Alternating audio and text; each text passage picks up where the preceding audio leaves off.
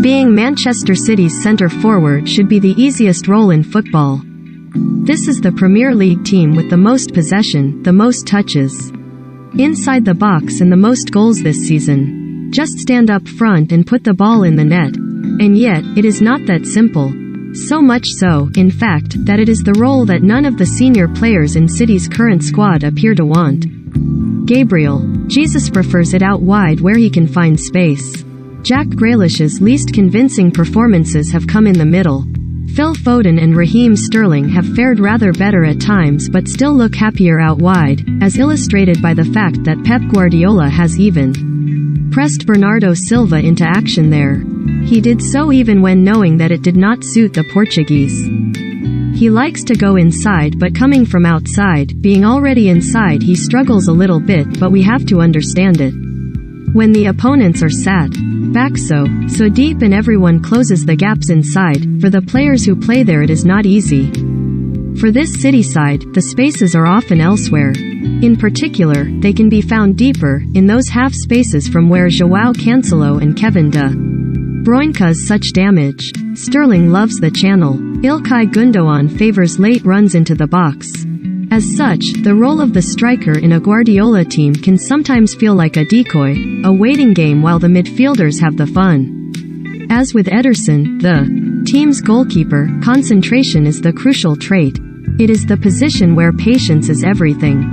Even Sergio Aguero found that aspect of the job difficult to accept.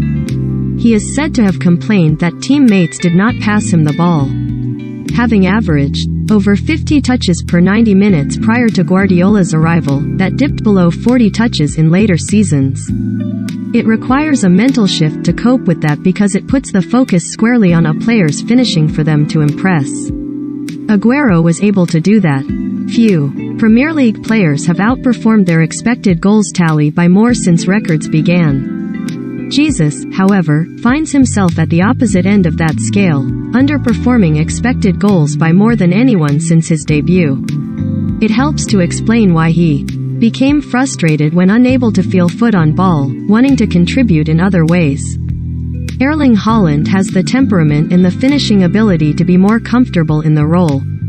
He averages 36.5 touches per 90 minutes in the Champions League, fewer than other elite strikers. Watching the ball circulated around him is unlikely to be an issue. It is true that his job will change. He scored on the counterattack at Dortmund, something less likely at City. Only 6 Premier League sides have scored fewer goals from fast breaks this season. City create a lower percentage of their chances this way than other top teams. But it would be a mistake to assume that Haaland is reliant on space in behind for him to thrive. He is not a player whose physicality defines his game. Despite his astonishing frame, the growth spurt came late. His technique is sound. He can finish in tight areas. Indeed, he scored with 9 one-touch finishes in his first 8 games for Dortmund, an indication that he needs only a moment. He will receive high-quality service at City, ideal for a player who does not mind how many touches they have as long as it is the last one.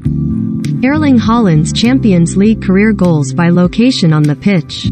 Of course, there is a danger in thinking that the acquisition of an elite finisher automatically makes City better than before.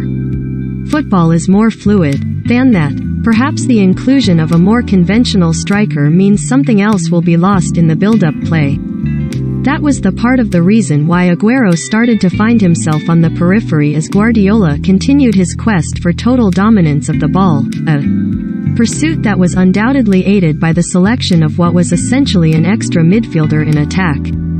But in Haaland they add a world-class striker, one young enough to adapt and assimilate, but good enough to bring something different. Most importantly, he wants to play up front. Not the easiest role in football, maybe, but surely the easiest decision to bring him in.